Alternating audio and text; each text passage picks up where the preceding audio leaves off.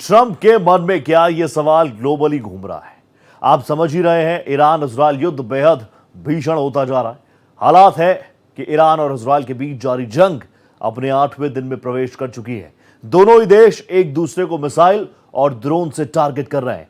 तो वहीं अमेरिका इस वॉर में कब शामिल होगा, इसके हां ना का मामला 2 हफ्ते टाला जा चुका है। मतलब ट्रंप के मन में क्या है, यह जानना बड़ा कठिन है।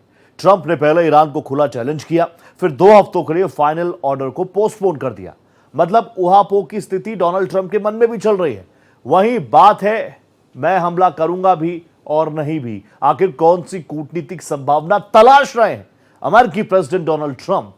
हालांकि ट्रंप बैसाख पूरी तरीके से बिछा चुके हैं। पाकिस्तान के आर्मी चीफ को खाने पर बुलाया और फिर उसके कंधे पर बंदूक रखकर ईरान की ओर टारगेट किया। साफ है, पाकिस्तान की धरती का इस्तेमाल ईरान के खिलाफ युद्ध में करना चाहते हैं, लेकिन डायलेमा में है। दरअसल अमेरिका के पुराने युद्धों में शामिल होने का खामियाजा क्या रहा है, ट्रंप इसको थोड़ा तौल लेना चाहते हैं, इसीलिए जल्दबाजी में वो फैसला करने से बच रहे हैं। दूसरी तरफ इजराइल ने देर रात ईरानी सैनिक ठिकानों पर भी टारगेट किया है। इस हमले में कई ईरानी सैनिकों के मारे जाने की खबर है। ईरान ने भी क्लस्टर बॉम्ब का इस्तेमाल किया है। युद्ध महायुद्ध में कन्वर्ट हो चुका है, लेकिन नेतन्याहू को ट्रंप के फैसले का इंतजार है। लेकिन सवाल यही कि आखिर डोनाल्ड ट्रंप के मन में क्या।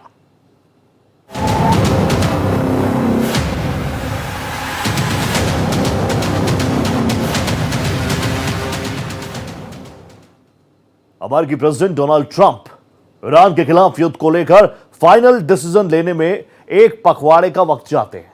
साफ है, ट्रंप इस युद्ध के वर्तमान और भविष्य की तहकीकात करने के बाद ही मोहर लगाना चाहते हैं।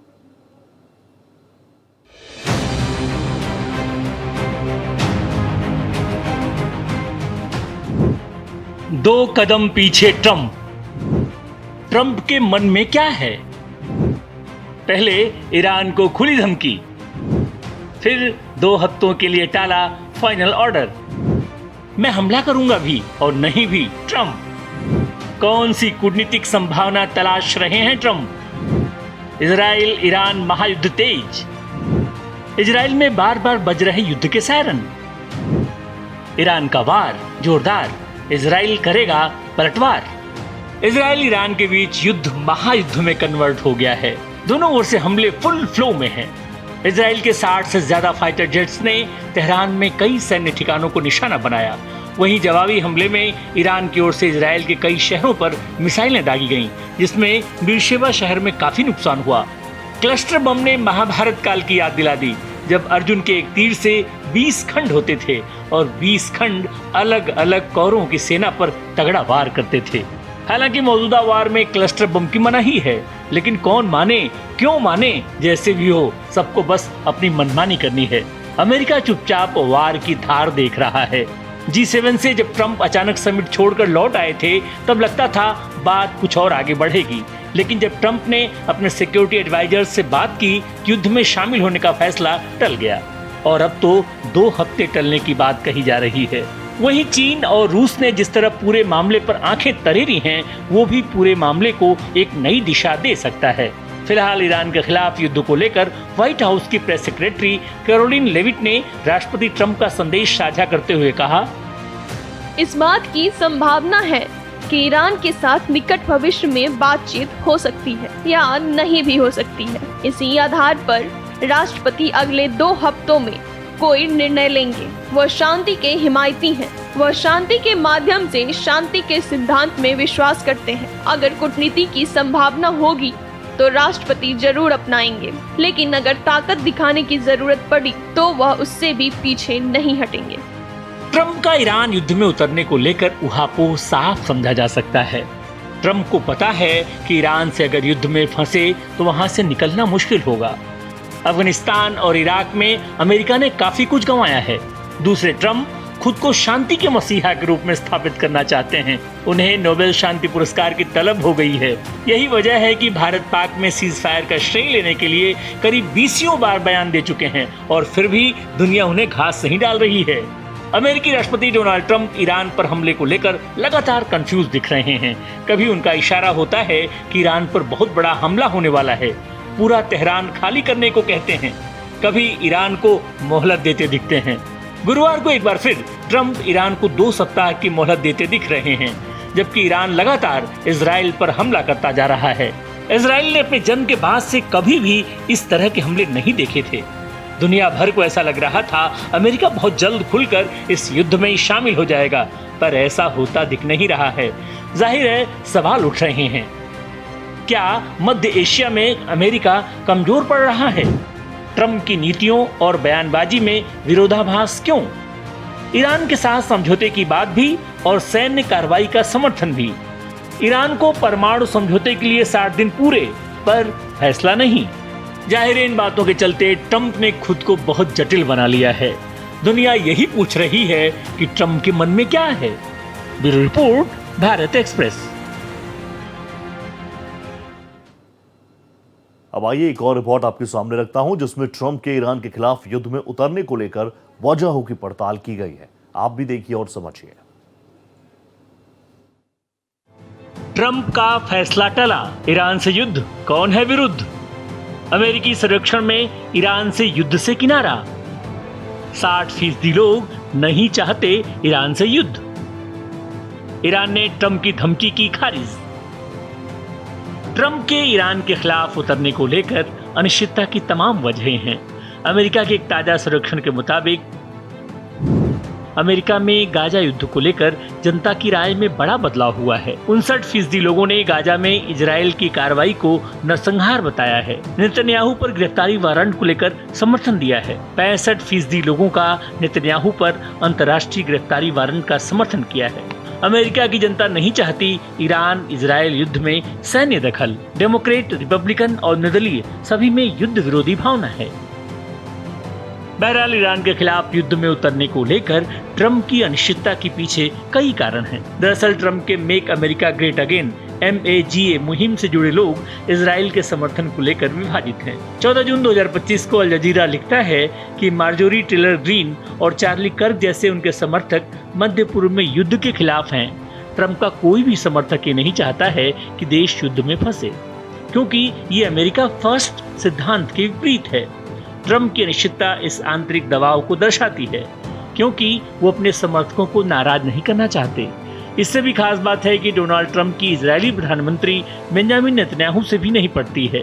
न्यूयॉर्क टाइम्स के अनुसार ट्रंप ने शुरू में इजराइल के हमले का विरोध किया था, क्योंकि ट्रंप की योजनाओं में ये युद्ध आड़े आ रहा था। माना जा रहा है कि इजराइल ने बिना अमेरिका से परामर्श लिए और बिना उसकी सहायता के ईरान पर हमला किया, जिससे ट्रंप की स्थिति अमेरिका में कमजोर हुई। बाद में उन्होंने इसे समर्थन देकर अपनी छवि बचाने की कोशिश की। दूसरी तरफ ट्रंप ने ईरान को बिना शर्त आत्मसमर्पण की मांग की और दावा किया कि अमेरिका और इजराइल ने ईरान के हवाई क्षेत्र पर नियंत्रण हासिल कर लिया है। हालांकि ये अभी तक साबित नहीं हो पाया है। ईरान के supreme leader Ayatollah Ali Khamenei ने इस धमकी को खारिज करते हुए कहा कि ईरान कभी आत्मसमर्पण नहीं करेगा। इसके बाद ईरान ने इजराइल पर जबरदस्त जवाबी मिसाइल हमले किए हैं, जिसके बाद ट्रंप को सोचने पर मजबूर किया है। ट्रंप की सैन्य कार्रवाई की अनिश्चितता का एक कारण कांग्रेस और वैश्विक समुदाय का दबाव भी है। साथ ही ट्रंप खुद को शांति के मसीहा के रूप में स्थापित करना चाहते हैं। उन्हें नोबेल शांति पुरस्कार की तलब तो हो गई है। चुनाव में उन्होंने वादा किया था कि गद्दी पर बैठते ही वो एक दिन में वो रूस यूक्रेन युद्ध बंद करवा देंगे। दुर्भाग्य से उन्हें ये भी सफलता नहीं मिली। जेलेंस्की ने आंखें तरीरी थीं। अब अमेरिका अगर ईरान में फंस जाता है तो फिर वो देश की जनता को क्या जवाब देंगे? क्या है अमेरिका की मजबूरियां? अमेरिका की आर्थिक स्थिति पर असर पड़ सकता है। चीन की बढ़ती इकोनॉमी भी अमेरिका के लिए सिरदर्द हो सकती है। इराक और अफगानिस्तान के युद्धों में अमेरिका को भारी नुकसान पहुंचा था। हजारों अमेरिकी सैनिक भी मारे गए। ट्रंप ने चुनावी अभियान के दौरान विदेशी युद्धों से बचने का वादा किया था। ईरान के साथ युद्ध में शामिल होकर फिर झूठे साबित हो सकते हैं ट्रंप की और राजनीतिक छवि धूमिल होने का खतरा है। कहा जा रहा है कि अमेरिका के मध्य एशिया के सहयोगी जैसे सऊदी अरब और UAE, मिस्र जैसे देशों ने ईरान के खिलाफ जुबानी समर्थन तो दिया है, लेकिन धरातल पर नहीं। इन देशों के सैन्य सहयोग के बिना ईरान के खिलाफ अमेरिका की लड़ाई काफी कठिन हो सकती है। युद्ध की कीमत अमेरिका जनता बर्दाश्त नहीं करने वाली है। तेल की कीमतों में 5% की वृद्धि ने अमेरिकी अर्थव्यवस्था पर दबाव मिला दिया है। इसराइल की कमजोरियां अब तक हुए सभी वार में इसराइल की आयरन डोम और अन्य रक्षा प्रणालियां प्रभावी रही हैं, पर इस बार इसराइल ईरानी मिसाइलों को रोक नहीं पा रहा है। तेल अवीव में ईरानी मिसाइलों ने भयंकर तबाही मचाई है। ईरान की 400 से अधिक बैलिस्टिक मिसाइलों में से 35 ने इसकी रक्षा को भेदा, जिसमें तेल अवीव और सोरोका अस्पताल पर हमले शामिल हैं। ईरान की मिसाइलों के आगे इसराइल फीका पड़ गया है। ईरान के फतेह 110 और जुल्फिकार सटीक और लंबी दूरी की हैं। इसराइल की रक्षा प्रणालियां छोटे पैमाने पर हमलों को रोकने में प्रभावी हैं, लेकिन सैकड़ों मिसाइलों के एक साथ हमले को झेलने में असफल हैं। ईरान की मिसाइलों ने इसराइल के सैन्य और नागरिक ठिकानों को नुकसान पहुंचने में सफल रही हैं। वैसे भी ईरान को मिसाइलों में काफी तेज समझा जाता है। इसराइल का बेन गुरियन हवाई अड्डा बंद होने से 1.5 लाख यात्री फंस गए और अर्थव्यवस्था पर दबाव बढ़ा है। बंकरों में लगातार रहने से जनता परेशान है। इसराइल को यूरोप से उस तरह का समर्थन नहीं दिख रहा है जैसे पहले हुआ करता था। हमले को जर्मनी जैसे कुछ देशों ने ही समर्थन दिया है। नेतन्याहू की एक तरफा नीतियों और अमेरिका के साथ समन्वय की कमी ने स्थिति को और जटिल किया है। कुल मिलाकर ये सारी वजहें ट्रंप को ईरान के खिलाफ युद्ध में उतरने के फैसले पर इफ बट के चक्कर में डाल दिया है। 2 हफ्ते की मोहलत को इसी कड़ी में देख सकते हैं। लेकिन इस बीच अगर ईरान इसी तरह इजराइल को बैकफुट पर लाता रहा तो अमेरिका को निर्णय लेने में जल्दी करने का दबाव होगा। इजराइल भी अमेरिका के फैसलों को वेट एंड वॉच की स्थिति में है। फिलहाल ईरान इजराइल युद्ध वर्ल्ड वार 3 पर मुहर लगाता नजर आ रहा है। Bureau report, Bharat express. Pakistan के आर्मी चीफ आसिम मुनीर ने अमेरिकी राष्ट्रपति डोनाल्ड ट्रंप को नोबेल पुरस्कार देने की मांग की है। इसको समझना कठिन नहीं है। वहीं ये पहली बार हुआ है जब किसी अमेरिकी राष्ट्रपति ने पाकिस्तान के आर्मी चीफ की मेजबानी की हो। जाहिर है ईरान इजराइल युद्ध में अमेरिका को मुनीर के सहयोग की सख्त आवश्यकता है। इसलिए ट्रंप ने मुनीर की जहां आओ भगत की तो वहीं मुनीर से कहलवा भी लिया कि ट्रंप को मिलना चाहिए नोबेल पुरस्कार। ट्रंप की मुलाकात से गदगद मुनीर, ट्रंप को नोबेल देने की मुनीर की मांग। भारत पाक संघर्ष रुकवाने में बताया अहम रोल, मुनीर ने आलापा ट्रंप राग। मुनीर ट्रंप ने तारीफ की बारी बारी। अमेरिकी राष्ट्रपति ट्रंप और पाकिस्तानी आर्मी चीफ मुनीर आजकल एक दूसरे के लिए कसीदे पढ़ रहे हैं। अमेरिकी राष्ट्रपति डोनाल्ड ट्रंप ने बुधवार को व्हाइट हाउस में पाकिस्तान के army chief general Asim Munir से बंद कमरे में मुलाकात की। दोनों ने व्हाइट हाउस के कैबिनेट रूम में साथ साथ लंच किया। ये पहली बार है जब किसी अमेरिकी राष्ट्रपति ने पाकिस्तान के आर्मी चीफ की मेजबानी की है। ये मुलाकात मुनीर के ट्रंप को नोबेल शांति पुरस्कार देने की मांग वाले बयान के बाद हुई। व्हाइट हाउस की प्रवक्ता एना केली ने बताया, पाकिस्तान के आर्मी चीफ आसिम मुनीर ने अमेरिकी राष्ट्रपति डोनाल्ड ट्रंप को मई में भारत और पाकिस्तान के बीच संघर्ष रुकवाने का क्रेडिट दिया है। उनके इस बयान के सम्मान में ट्रंप ने उन्हें लंच पर बुलाया था। मतलब मुनीर ने ट्रंप की तारीफ की, खाना मिला और ट्रंप का साथ भी। वहीं जब मुनीर ने ट्रंप के लिए नोबेल की मांग की तो ट्रंप भी कहां चूकने वाले थे। उन्होंने भी तारीफों की झड़ी लगा दी। मतलब किसी ने सही ही कहा है, आओ तारीफ बारी बारी करें, तुम हमारी करो हम तुम्हारी करें। मुनीर की तारीफ में ट्रंप बोले, भारत पाक के बीच संघर्ष रोकने में मुनीर ने अहम भूमिका निभाई। मैंने मुनीर को यहाँ इसलिए बुलाया है क्योंकि मैं उन्हें भारत के साथ युद्ध में नहीं उतरने के लिए धन्यवाद देना चाहता हूँ। जाहिर है कारोबार के हिमायती ट्रंप ने फिर दोहराया, हम भारत और पाकिस्तान के साथ व्यापार समझौते पर काम कर रहे हैं। इन दो बहुत ही चतुर लोगों पीएम मोदी और आसिम मुनीर ने एक टकराव रोकने का फैसला किया जो परमाणु युद्ध बन सकता था। पाकिस्तान और भारत दो बड़ी परमाणु शक्तियां हैं। बहरहाल आसिम मुनीर अभी अमेरिका के दौरे पर हैं। ट्रंप से उनकी मुलाकात से कुछ घंटे पहले प्रधानमंत्री नरेंद्र मोदी ने अमेरिकी राष्ट्रपति से 35 मिनट तक फोन पर बातचीत की। इस दौरान पीएम मोदी ने साफ कहा था कि 7 से 10 मई तक चले ऑपरेशन सिंदूर से जुड़े किसी भी विषय में व्यापार से संबंधित कोई चर्चा नहीं हुई। पाकिस्तान के कहने पर ही भारत ने सीजफायर किया था। भारत कभी किसी तीसरे पक्ष की मध्यस्थता को स्वीकार नहीं करता और आगे भी नहीं करेगा। फिलहाल एक्सपर्ट्स का मानना है कि एक लोकतांत्रिक देश के राष्ट्रपति ट्रंप ने पाकिस्तान के सैन्य शासक मुनीर से मुलाकात कर ये मान्यता दे दी है कि मुनीर ही असली शासक हैं। भारत ने जिस मुनीर को पहलगाम हमले का आरोपी बताया है, उस मुनीर के साथ ट्रंप ने लंच और बातचीत की। खैर, मुनीर का नोबेल पुरस्कार के लिए ट्रंप के नाम का प्रस्ताव काफी कुछ बयां कर रहा है कि पाकिस्तान घुटनों के बल है, भारत के ऑपरेशन सिंदूर से खौफजदा है। Bureau report, Bharat express. Asim Munir और प्रेसिडेंट ट्रंप की मुलाकात की। इस मुलाकात से दोनों ही बहुत गदगद हैं और मुल्ला मुनीर ने तो यह तक कह दिया कि डोनाल्ड ट्रंप को मिलना चाहिए नोबेल पुरस्कार। अब मैं आपको वो रिपोर्ट भी दिखा देता हूं जिसमें आप जान जाएंगे किस किस अमेरिकी राष्ट्रपति को नोबेल पुरस्कार मिला है। एक उपराष्ट्रपति भी हैं, उनको भी नोबेल प्राइज फॉर पीस मिला है। ये रिपोर्ट देखिए, आप समझ जाएंगे।